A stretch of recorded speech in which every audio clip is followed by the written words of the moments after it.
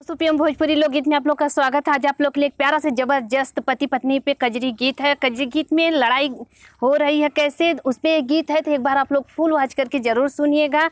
पति क्या गा रहे हैं और पत्नी क्या गा रहे हैं, तो उस पे एक गीत है, तो एक बार आप लोग फुल वॉच करके जरूर सुनिएगा। कौनो कजरी समनवा में गाए रहा, लोगन के हंसाए रहा ना। कौनो कजरी समनवा में गाए रहा, लोगन के हंसाए रहा ना। जेकर बीबी बाटी गोर गोर गो, उनकर घरवा बाया जोर। जेकर बीबी बाटी गोर, उनकर घरवा बाया जोर।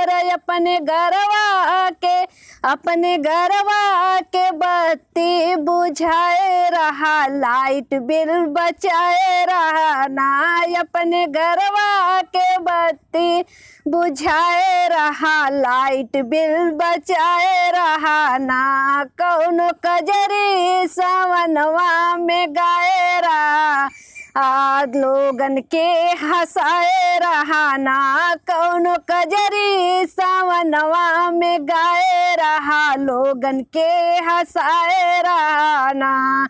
जेकर पति बाट कमजोर खाना खाए थोर थोर। जेकर पति बाट कमजोर खाना खाए थोर थोर। गीत गावे में फुर्ती दिखाए रहे, ग्राम गुड़ गाए रहे ना। गीत गावे में फुर्ती दिखाए रहे, राम गुड़ गाए रहे ना।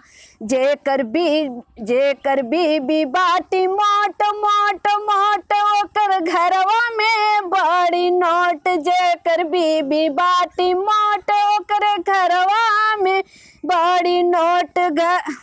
गाड़ी बंगला पैसा लुटाए रहा, मौज खूब उड़ाए रहा ना। गाड़ी बंगला पैसा लुटाए रहा, मौज खूब उड़ाए रहा ना।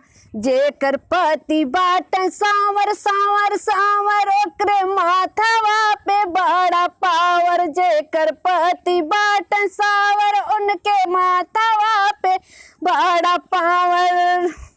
राजनीति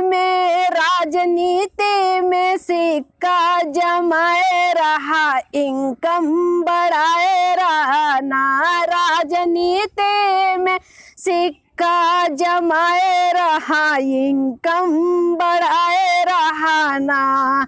जेकर बीबी बाटी लंबी जैसे बासवा के डंडी। जेकर बीबी बाटी लंबी जैसे बासवा के डंडी।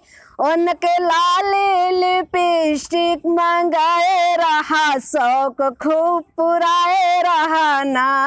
उनके लाली लिपस्टिक मंगाए रहा, उनकर खूब शौक पुराए रहा ना।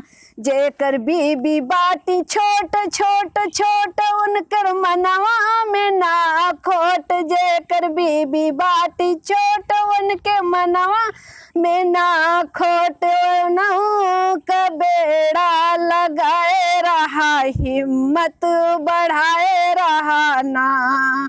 नहु का बेड़ा लगाए रहा, हिम्मत बढ़ाए रहा ना।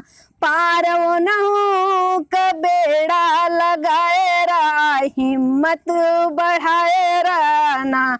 कौनो कजरी समनवा में गाए रहा, लोगन के हंसाए रहा ना।